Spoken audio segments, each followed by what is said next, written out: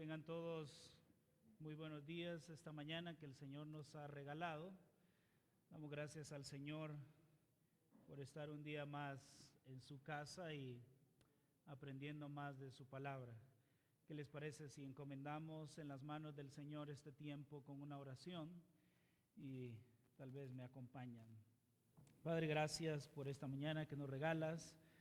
Gracias por tu amor, tu misericordia, tu bondad, el cuidado especial que tienes de cada uno de nosotros, proveyendo para cada una de nuestras situaciones. A ti, solo a ti te damos toda la gloria, toda la honra, toda la alabanza, toda la majestad y todo el imperio por los siglos de los siglos. Ilumínanos esta mañana para poder entender tu palabra, pero sobre todo ayúdanos para ponerla en práctica y de esta manera glorificar tu nombre. Padre, gracias por ello. Oramos en el nombre de Jesús. Amén y amén. Muy bien, queridos hermanos. Quisiera hacer un pequeño repaso de todo lo que hemos estudiado hasta el día de hoy. Recordarles que estamos en la clase de consejería bíblica y el objetivo de esta clase es que usted pueda conocer cuál es el verdadero problema del hombre, y ese es el corazón. En consejería bíblica decimos, el problema no es el problema es el corazón. Entonces queremos que a través de estas enseñanzas usted se pueda convertir en un teólogo hábil y eficiente a la hora de hacer consejería bíblica, ya sea en su casa, con su familia, con sus hijos, con su esposo, con su esposa, en el negocio, en el ministerio o a donde quiera que usted se encuentre. Es por ello que hemos tratado de ordenar algunos temas básicos y claves que tienen que ver con la consejería bíblica. Por ejemplo, vimos cómo es que hemos llegado hasta aquí con la consejería bíblica. Observamos ese resurgimiento de usar las escrituras para el cuidado del alma en el 1970 con nuestro hermano James Adams, y así a lo largo podemos ir viendo cómo esto se ha ido creciendo y creciendo, y después de no tener muchos libros en español acerca del cuidado del alma, hoy tenemos una vasta de herramientas que nos ayudan a cómo ser consejeros bíblicos.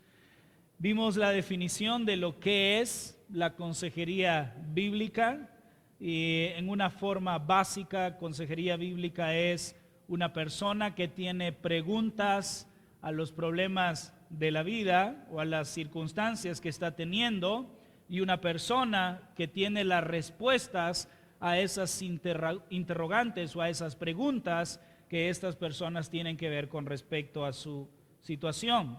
Y podemos encontrar más definiciones, pero básicamente es esto. Vimos también la identidad de la consejería bíblica, o en otras palabras, qué hace que la consejería sea bíblica. Y vimos la pirámide, si no lo recuerdan, que para poder llegar a la consejería bíblica o a la teología práctica, debíamos pasar por el libro canónico, la exégesis, la hermenéutica, la teología sistemática, hasta llegar a ese punto a culminar con cómo poner en práctica la teología. Vimos también cuáles son los requisitos de los consejeros bíblicos y también del aconsejado, y vimos 5 requisitos del consejero y vimos un único requisito para el aconsejado. Vimos cuál es la meta de la consejería bíblica, qué queremos lograr con la consejería bíblica. Y esta mañana quería compartir con ustedes la pregunta: ¿por qué aconsejar? ¿Por qué aconsejar? Y eso es lo que vamos a ver esta mañana, la razón de la consejería bíblica. ¿Por qué existe la consejería bíblica? Y vamos a ver por lo menos 3 razones, si el tiempo nos lo permite, 3 razones por las cuales aconsejamos. Número 1, porque los seres humanos siempre han necesitado consejo para cumplir con sus propósitos. Número 2, porque la iglesia primitiva enfatizó el ministerio de la palabra de Dios. Y número 3, porque el ministerio privado de la palabra de Dios es una parte importante del conjunto de ministerios de discipulado de la iglesia.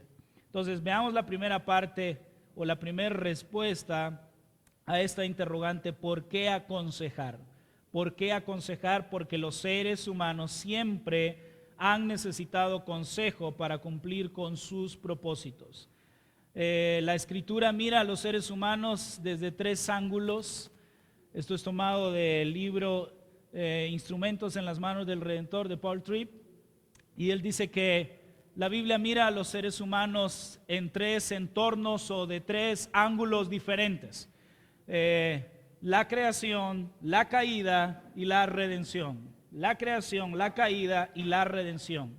Y en cada uno de estos 3 ángulos, el ser humano ha necesitado consejería bíblica. Ha necesitado consejería bíblica, y la misma palabra del Señor provee información y provee también la base para enseñarnos que los seres humanos necesitan consejería bíblica, no solo para matar el pecado, sino que también para saber qué es lo que Él tiene que hacer en esta tierra. Veamos entonces el primer ángulo, cómo la Biblia mira al ser humano, la creación del hombre. Después de la creación de Adán y Eva, Dios empieza a hablar con ellos y empieza a relacionarse con ellos. Y es algo interesante notar en esta parte de la creación, Génesis 1, porque el Señor ha ido creando desde el día 1 y ha ido creando la luz, ha ido creando los mares, ha ido creando la tierra, y en estos 3 días Él ha puesto orden en lo que sería la creación. En los postreros días Él ha ido llenando lo que estaba vacío y ha puesto el sol, las estrellas en la luz. Él ha puesto los animales y las aves en el agua, y Él también ha puesto a los animales y el hombre en la tierra. Pero en los primeros 5 días Dios no ha hablado con lo que ha creado. No ha hablado con la luz, no ha hablado con el agua, no ha hablado con los animales. Pero ocurre un cambio interesante cuando llega la creación del hombre y empieza a comunicarse con Él y empieza a hablar con Él. Y esto debería de llamarnos la atención a cada uno de nosotros, porque esto significa que Dios le dio capacidades relacionales al ser humano para que se pueda realizar, para que se pueda relacionar con Dios mismo, para que se pueda relacionar con Dios mismo y para que pueda existir una comunicación. Es interesante que podríamos pensar que Dios nos dio la habilidad de relacionarnos para relacionarnos en un nivel horizontal, pero realmente lo que Dios puso esa habilidad para el hombre, para relacionarse, fue para que nos comuniquemos con Él. Y es que el ser humano fue creado para ser receptor de la palabra de Dios, o fue creado para ser receptor de la revelación divina. Se nos dio esa habilidad de comunicación para que pudiéramos conocerlo a Él, para que pudiéramos entender quién es Dios y entender su revelación. En Génesis capítulo 1 versículo 26 dice: y dijo Dios, hagamos al hombre a nuestra imagen, conforme a nuestra semejanza, y ejerza dominio sobre los peces del mar, sobre las aves de los cielos, sobre los ganados, sobre toda la tierra y sobre todo reptil que se arrastra sobre la tierra. Los animales no pueden ser receptores de la revelación de Dios. Las plantas no pueden ser receptores de la palabra del Señor. Es el hombre, es Adán y Eva quienes están recibiendo la palabra de Dios, y ellos tienen que interpretar esa revelación y tienen que aplicar también esa revelación. Entonces, a la luz de las Escrituras, observamos que la consejería bíblica no existió después de la caída, sino que aún antes de la caída ya existía la consejería bíblica.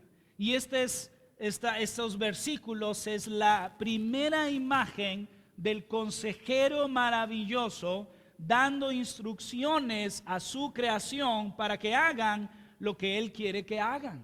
Génesis 1:28 dice: y los bendijo Dios y les dijo, habló con ellos, se comunicó con ellos. Génesis 2:16 al 17, y ordenó el Señor Dios al hombre.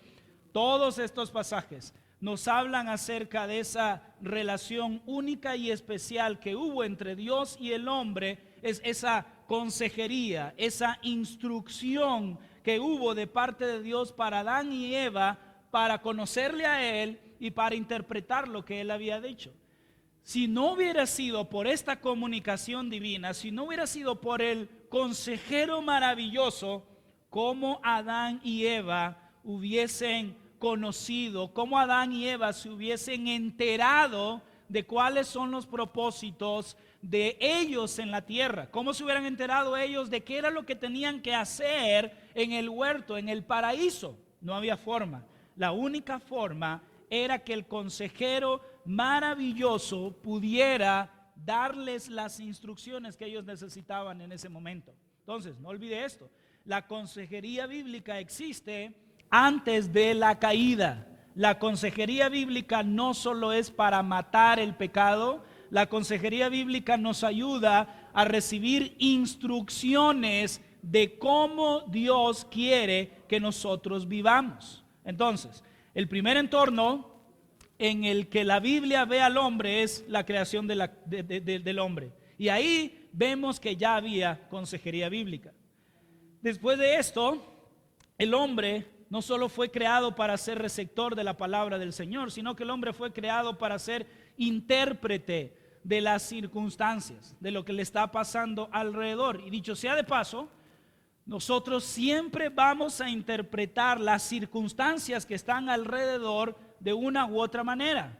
Pero como hemos sido llamados a ser receptores de la revelación de la palabra del Señor, Dios quiere que interpretemos esas circunstancias a la luz de lo que la palabra del Señor dice.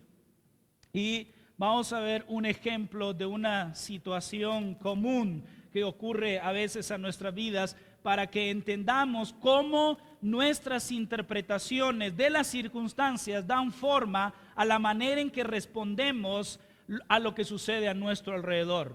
Por un momento, piensa que tus dos hijos están jugando en el patio, y uno de ellos está tirando piedras para arriba, y tira una, tira dos, y ya. De repente, una de esas piedras que tiró le cae en la cabeza al otro hermanito que estaba ahí. Este hermanito cae en el suelo, empieza a desangrarse. El que tiró la piedra busca la manera como inculparse de su falta. La hermanita que estaba viendo la situación sale corriendo como una ambulancia a decirle a sus papás lo que pasó. El papá se da cuenta, llega corriendo y busca auxiliar a este niño que está completamente ensangrentado. Este niño ha escuchado que su papá es un doctor. Este niño ha escuchado algunas conversaciones y hay un título en su oficina que dice doctor fulano de tal. Y en lo que este papá agarra a su niño ensangrentado para ver cómo está la situación, el niño entre susurros dice: estoy tranquilo que mi papá es doctor. Y el papá en su mente dice: no soy esa clase de doctor que tú estás pensando. Este niño interpreta las situaciones que está a su alrededor, y esas interpretaciones van a dar forma a las respuestas que él tiene a esa situación. En primer lugar, va a condicionar sus emociones. Su falta de temor se basa en una hipótesis particular acerca del peligro en el que él se encuentra. Su interpretación de la vida va a definir también su identidad. Este niño era el hijo de un doctor, pero no de un doctor de medicina, sino un doctor de filosofía o qué sé yo. Pero para él era el hijo de un doctor que estaba cuidando la salud de las personas. Esta interpretación definió también lo que él pensaba de los demás. Él tenía la infinita confianza de que no era necesario estar molesto con su hermano cuando su papá, que era doctor, lo estaba ayudando. Sus pensamientos también moldeó su punto de vista de la solución. Muy simple, papá se va a hacer cargo de todo esto porque él es doctor. Y en quinto y último lugar, sus suposiciones acerca de la realidad moldearon la forma en que recibiría consejo. En su ignorancia, este niño hubiera tenido una fe implícita en cualquier instrucción y valoración que este supuesto doctor le ofrecería. Cuando decimos que Dios diseñó a los seres humanos para ser intérpretes, estamos llegando a la escena de por qué los seres humanos hacen lo que hacen. Tienen la capacidad de ser receptores de la palabra de Dios y tienen la capacidad de interpretar las situaciones que están alrededor, pero una mala interpretación de las circunstancias que están alrededor te va a llevar probablemente a una práctica o a unas emociones, a una paz falsa, como la de este niño que piensa que tiene la ayuda de su papá, que es doctor, pero realmente su padre no es doctor. Así pasa en nuestra vida. Interpretamos las circunstancias que están pasando a nuestro alrededor dependiendo de la revelación que tenemos en nuestro corazón y cómo interpretamos las circunstancias que están pasando a nuestro alrededor a la luz de la interpretación que tenemos, a la luz de la revelación que tenemos, a la luz de la palabra del Señor que tenemos. Si nosotros no interpretamos las circunstancias que están alrededor de nosotros a la luz, bajo el lente, bajo el foco de la palabra del Señor, vamos a tener una expectativa falsa. Vamos a crear en nosotros una paz falsa. Por ejemplo, si nosotros interpretamos el éxito a la luz de cómo el mundo interpreta el éxito, vamos a pensar que somos exitosos por tener una casa, un carro, un título, etcétera, etcétera, etcétera. Pero a la luz de la palabra del Señor, ¿quién es una persona exitosa? A la luz de la palabra del Señor, ¿quién ha logrado el éxito en esta tierra? La palabra de Dios para mí es clara: el que es fiel, el que ha vivido una vida fiel delante del Señor. El mayor fracaso del hombre no está en llegar a los 60 años y no haber comprado una casa propia. El mayor fracaso del ser humano no está en llegar a los 50 años y no tener un título universitario. El mayor fracaso del ser humano no está en llegar a los 50 y no haber llegado a alcanzar todas aquellas cosas que el mundo dice que son un éxito. El mayor fracaso del hombre es llegar a una edad o llegar a antes de tu muerte o al filo de la muerte y haber sido infiel toda tu vida. Ese es el mayor fracaso, esa es la mayor decepción. Ustedes han escuchado en los velorios que a veces nosotros frecuentamos y las personas ven el féretro y dicen que descanse en paz, pero muchas veces esa persona que está ahí no está descansando en paz porque fracasó en la vida. Muy bien, estamos viendo entonces la pregunta: ¿por qué aconsejar? Para los que se durmieron y se les pegó la cobija, ¿por qué aconsejar? Bueno, porque los seres humanos siempre han necesitado consejo para cumplir con sus propósitos. Y estamos viendo que la Biblia ve al hombre desde tres ángulos: la creación del hombre, y el hombre necesitaba consejería ahí. Vimos también, vamos a ver ahorita la caída del hombre y vamos a ver cómo entra otro consejero ahí, y vamos a ver también la redención del hombre, si es necesario después de recibir la salvación seguir recibiendo consejería. Pero el hombre no solo fue creado entonces para recibir la revelación, no solo fue creado para interpretar las circunstancias, sino que el hombre fue creado también para adorar. La adoración no es solo algo que hacemos, sino que define lo que somos.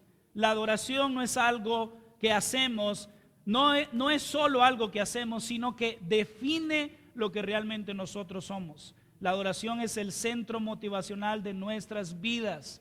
Hacemos lo que hacemos porque deseamos lo que deseamos. La adoración ordena nuestra lealtad y dirige también nuestro comportamiento. Piense por un momento en su hijo y usted va por el supermercado. Y normalmente si yo voy al mall, yo no quiero, o voy a Diunsa, mejor dicho, yo no quiero pasar por el área de juguetes. Yo no quiero ir ahí, y mucho menos si voy con Timothy. Porque ellos quieren todo lo que ven. Y si él probablemente quiere algo que yo no puedo comprarle en ese momento, que normalmente eso es lo que pasa, si yo voy por un lugar y él quiere eso, él va a enojarse, él va a hacer pataletas, él va a querer aquello y va a hacer lo que sea por querer hacer que yo lo compre. Y porque él va a hacer muchas cosas para que yo pueda dárselo a él. ¿Por qué? Porque él quiere eso, desea eso, y ese deseo es el que lo lleva a él a comportarse de esa manera. Ese deseo es lo que lo lleva a él a hacer la rabieta, a hacer la pataleta, a hacer el enojo, a tratar de manipular a su papá. Entonces, ¿ven cómo es la adoración? La adoración no es algo que hacemos, sino que la adoración es algo que define lo que nosotros somos. Si nosotros adoramos una casa, si nosotros adoramos un título, si nosotros adoramos un carro, eso va a llevarnos a comportarnos de una manera. Eso va a definir nuestro comportamiento. Entonces, no vamos a hacer concesiones con nuestro tiempo, no vamos a hacer concesiones con nuestra familia, y nos vamos a comportar según el deseo que tenemos en nuestro corazón. ¿Y por qué pasa esto? Porque nosotros fuimos creados ¿para qué? Para adorar. Y si no adoramos al Dios que nos creó, vamos a adorar cualquier cosa que esté a nuestro alrededor. Y normalmente los que no adoran a Dios y adoran cualquier cosa que está a su alrededor, van a vivir días duros, van a vivir días difíciles, van a vivir vidas tristes, y sobre todo no van a vivir cumpliendo su propósito por el cual fueron puestos aquí en la tierra. Muy bien, entonces, el hombre necesita consejería bíblica aún estando en el paraíso. Adán y Eva necesitaron consejería bíblica aún cuando estaban en el paraíso. La respuesta es sí. La respuesta es definitivamente sí, porque la consejería bíblica no solo trata con matar el pecado, la consejería bíblica tiene también la tarea de instruirnos acerca de lo que Dios quiere acerca de nosotros y de cómo Dios quiere que vivamos en esta tierra. Si Adán y Eva no hubieran conocido la revelación de Dios, no hubieran podido interpretar correctamente las circunstancias y no hubieran sabido cómo vivir dentro de esas circunstancias. Ahora pasamos a otro ángulo de la perspectiva de la Biblia con respecto al hombre, la caída del hombre. Antes de la caída, Adán y Eva tenían el consejero maravilloso, pero después de la caída, o en el Génesis 3, entró el peor consejero. Entró el consejo satánico, el consejero satánico, vamos a nombrarlo de esa manera. Y él lo que vino a hacer en Génesis capítulo 3, versículo 1 al 6, él vino a distorsionar la palabra del Señor. Él sabe que Adán y Eva fueron creados para ser receptores de la palabra de Dios. Él sabe que Adán y Eva tienen la capacidad de interpretar las circunstancias, y él sabe que Adán y Eva fueron creados para adorar. Así que él va a tratar de distorsionar la palabra de Dios para que ellos interpreten sus circunstancias de una manera equivocada y para que ellos cambien de adorar a Dios a adorarse a sí mismo. Y les va a poner de alguna manera una trampa. Él vino y cuestionó la bondad de Dios. ¿Con que Dios es bueno? ¿Con que Dios es bueno? Esa frase, cuando está hablando con Adán y Eva, esa frase hacía que Adán y Eva cuestionaran realmente si Dios era bueno. Realmente Dios es bueno, no por lo que hace por nosotros, sino por lo que Él es. Él nunca deja de ser bueno, y Adán y Eva en ese momento tal vez no entendieron a su totalidad. Satanás animó a Adán y a Eva a ser independientes, a ser autónomos. Vimos que cuando ellos eran receptores de la revelación, receptores de la palabra del Señor, se tenían que acomodar, amoldar, vivir de acuerdo a esa revelación y vivir dependientes de esa revelación. Lo que Satanás hace en su consejería satánica es que los anima a ser independientes, los anima a ser autónomos, los anima a no necesitar de la sabiduría de Dios, no necesitar de la revelación de Dios. Los anima a que ellos pueden discernir la vida por su propia cuenta. Pueden discernir la vida por su propia cuenta. Ellos pueden escoger lo que su vida realmente necesita. Ellos pueden apoyarse en su capacidad personal y ellos pueden apoyarse en su capacidad de interpretar, comprender y aplicar las escrituras. Esto es todo lo que Satanás hizo, que era contrario a lo que Dios les había dicho en Génesis capítulo 1 y capítulo 2. Satanás los aconsejó con la triple tentación de 1 de Juan 2:16, la pasión de la carne, la pasión de los ojos y la sabiduría de la vida. Esto es lo que hace el consejero satánico: ir siempre en contra de la palabra del Señor, ir siempre en contra de la palabra del Señor. Entonces, les pregunto otra vez, ¿por qué aconsejar? ¿Es necesario la consejería antes de la caída? Sí. ¿Es necesario la consejería en tiempos de la caída, cuando las personas están luchando con estos dos consejeros, la revelación que el Señor nos ha dado y el consejero satánico? Sí, necesitamos esa consejería en ese momento, porque esta batalla de Génesis capítulo 3, esta batalla se ha repetido a lo largo de la historia. ¿Hasta cuándo? Hasta nuestros días, hasta este momento. Vivimos nosotros luchando contra el consejo satánico. Los profetas, por ejemplo, llamaron al pueblo de Dios al arrepentimiento. Jesús mismo llamó al pueblo de Dios al arrepentimiento. Los apóstoles llamaron al pueblo de Dios al arrepentimiento. ¿Por qué? Porque las personas estaban entre ese dilema: ¿a qué consejero voy a atender? ¿A qué consejero voy a aceptar su consejo? ¿El que ha dado su palabra, el consejero maravilloso, o el consejero satánico que se levanta en contra del consejero maravilloso? Y estamos ahí nosotros con esa lucha constante en nuestros corazones y en nuestras mentes, y todo el mundo vive de esa manera. Entonces, ¿necesitamos consejería? Claro que sí.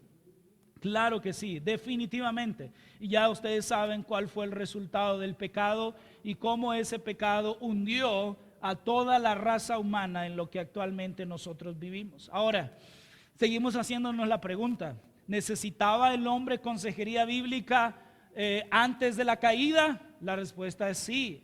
¿Necesita el pecador consejería bíblica? Definitivamente sí. Ahora, nosotros que ya hemos sido redimidos, hemos recibido una nueva naturaleza, tenemos al Espíritu Santo en nosotros, tenemos la palabra de Dios, hemos recibido el curso básico de fundamentos de la fe, tengo un doctorado en teología. ¿Necesito consejería yo? ¿O puedo pensar como aquella mujer que en una ocasión se acercó a un consejero bíblico después de su conferencia y le dijo: Señor, si tengo la Biblia en mis manos y si tengo el Espíritu Santo en mi corazón, respóndame por favor a la siguiente pregunta: ¿por qué tengo que ser aconsejada por los demás? ¿Por qué, si tengo la palabra de Dios y si tengo el Espíritu Santo? A primera vista y escuchándolo así tajantemente, suena a alguien orgulloso, altivo, pretencioso, pero pudiéramos en algún momento de nuestra vida ser como ella y pensar que en esta situación en la que estoy pasando no necesito consejería, porque tengo el Espíritu de Dios y tengo la palabra de Dios. ¿Qué dice la palabra de Dios al respecto? Veamos unos pasajes rápidamente. Hebreos 3:12, por ejemplo.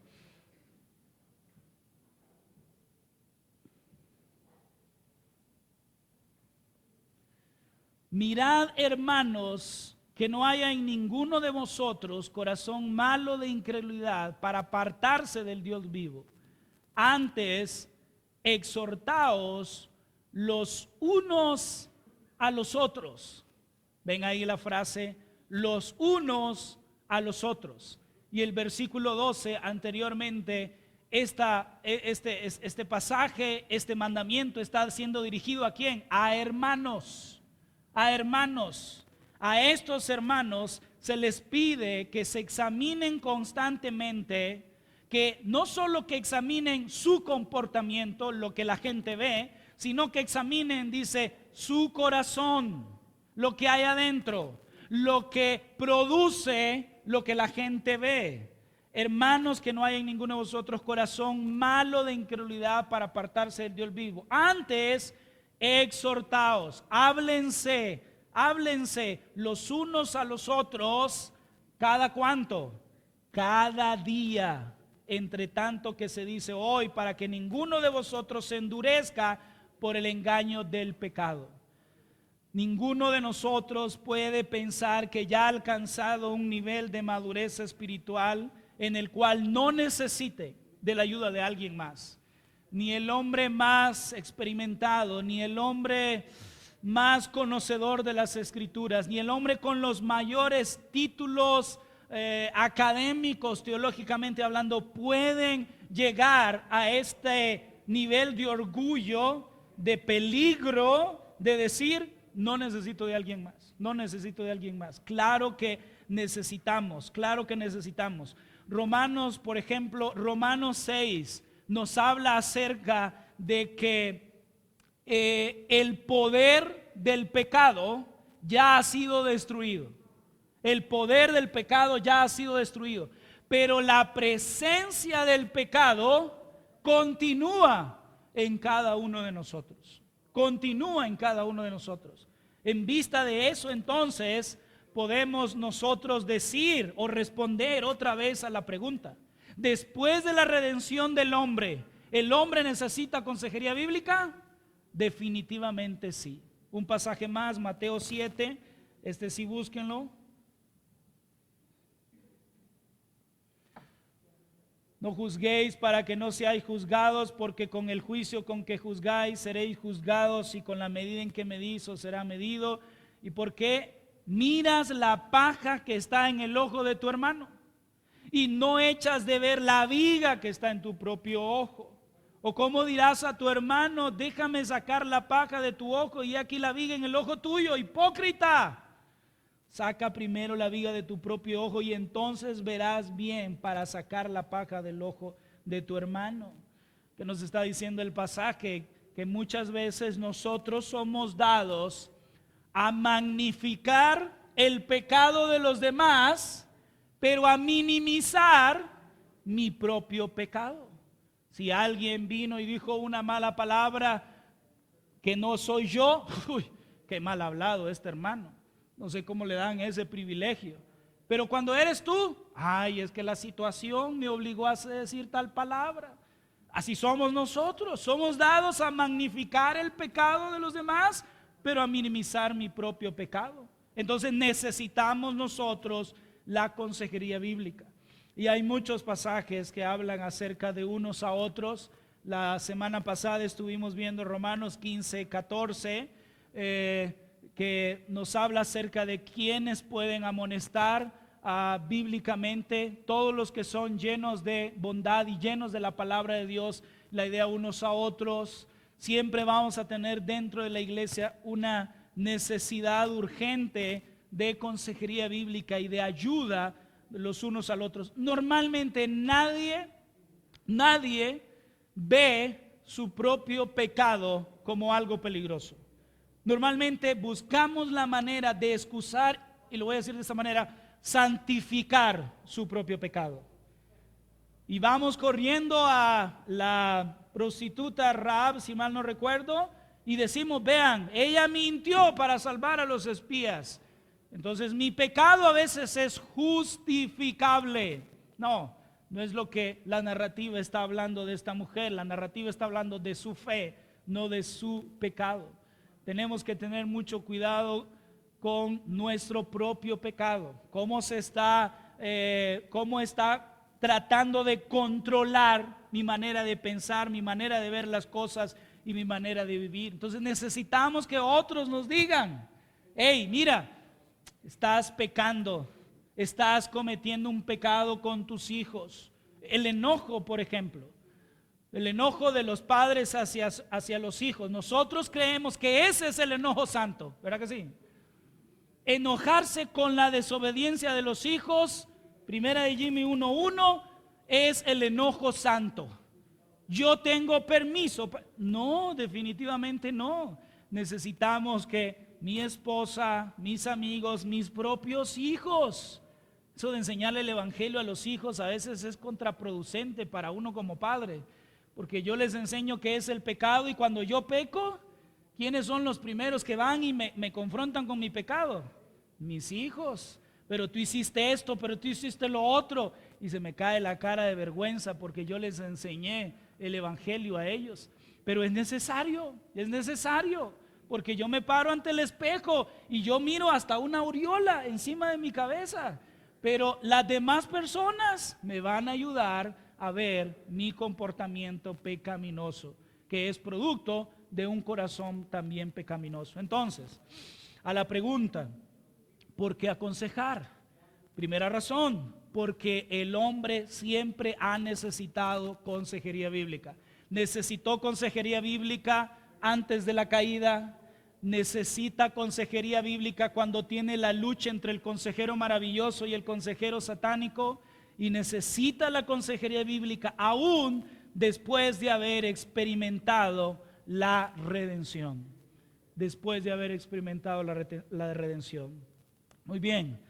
Segundo lugar, o la segunda razón por la cual necesitamos aconsejar, o la segunda respuesta a la pregunta ¿por qué aconsejar? Número 2, porque la iglesia primitiva enfatizó el ministerio de la palabra de Dios.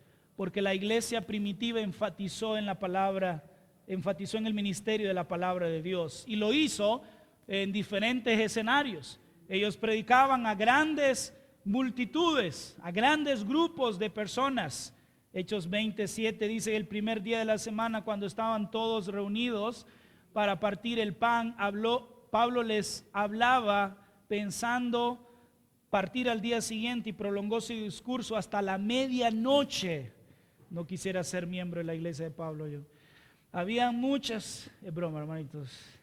No tienen su versículo ahí, ¿verdad? Hechos 27-8. Había muchas lámparas en el aposento alto donde estaban reunidos. Ellos lo hacían en grupos pequeños, Hechos 20:20, y enseñaron públicamente y de casa en casa. Ellos lo hacían de persona a persona. Ahí mismo en Hechos 20:31, por 3 años de noche y de día, no cesé de amonestar a cada uno con lágrimas. Hebreos 10:24-25, considerémonos cómo estimularnos unos a otros.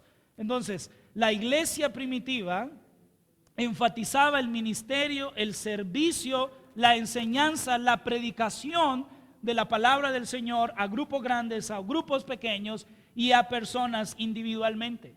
¿Y por qué decimos esto? ¿Por qué decimos esto? Porque la consejería bíblica es prácticamente el ministerio de la palabra del Señor. ¿Recuerdan? Una persona viene con preguntas por las circunstancias que está pasando, y otra persona tiene respuestas a las preguntas que esta persona tiene.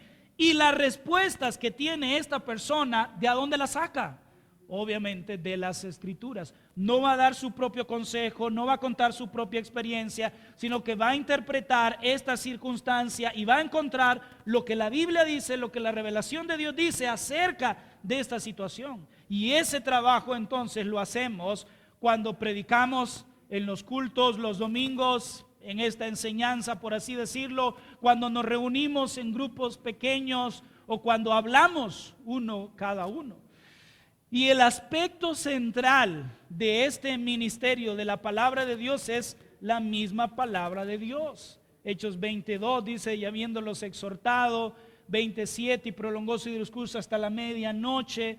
20:27, no rehuí declararlos a vosotros todo el propósito de Dios, toda la palabra de Dios, todo el consejo de Dios. La verdad bíblica entonces es el clímax de este ministerio de servicio a los hermanos. Termina diciendo Pablo en el versículo 32 siempre de Hechos 20, ahora os encomiendo a Dios y a la palabra de su gracia, que es poderosa para edificaros y daros la herencia entre todos los santificados.